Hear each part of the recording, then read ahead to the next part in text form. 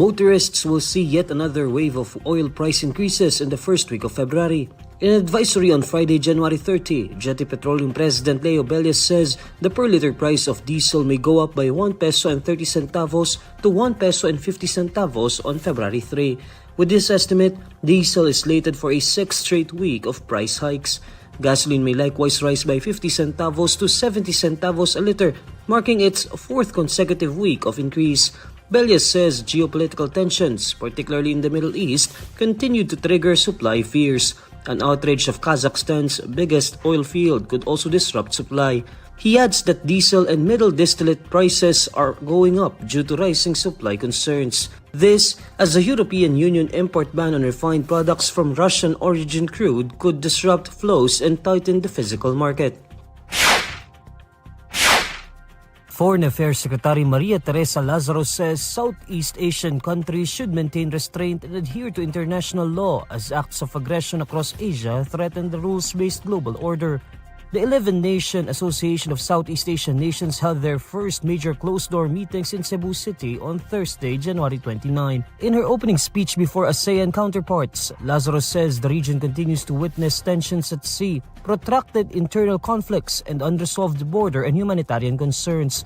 She also raises alarm over what she describes as unilateral actions that carry cross-regional implications. She says these developments outside Southeast Asia continue to affect regional stability and erode multilateral institutions and the rules-based international order. Lazaro does not provide details about what she was referring to. However, several ASEAN members have expressed deep concern over the secretive U.S. strike that resulted in the arrest of Venezuelan leader Nicolas Maduro upon the orders of U.S. President Donald Trump.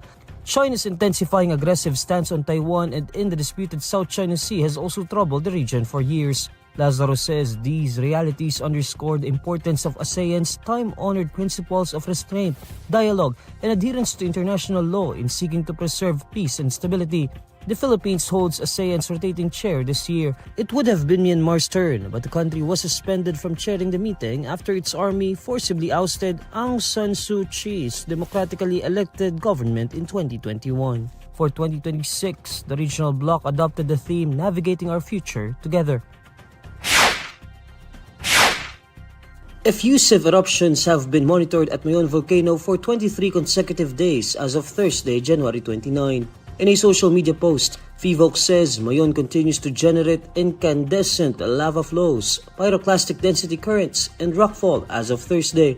According to FIVOX, lava flows from Mayon's crater have reached radial distances of about 3.7 kilometers in Basud Gully, 1.6 kilometers in the Bonga Gully, and 1.3 kilometers in the Miisi Gullies. The agency says Alert Level 3 prevails over Mayon, which signifies intensified unrest. FIVOX reminds the public that entry into the 6-kilometer permanent danger zone must be prohibited. In a bulletin released on Friday, January 30, FIVOX says Mayon recorded 21 volcanic earthquakes, 351 rockfall events, and 64 pyroclastic density currents on January 29. It adds that Mayon released 1,474 tons of sulfur dioxide on Thursday. The volcano also emitted a plume 1 kilometer above the crater, drifting northwest and west-southwest. State volcanologists warn residents of possible hazards such as rockfalls, landslides, avalanches, lava flow and fountaining, pyroclastic density currents, moderate-sized explosions, and lahars during heavy and prolonged rainfall.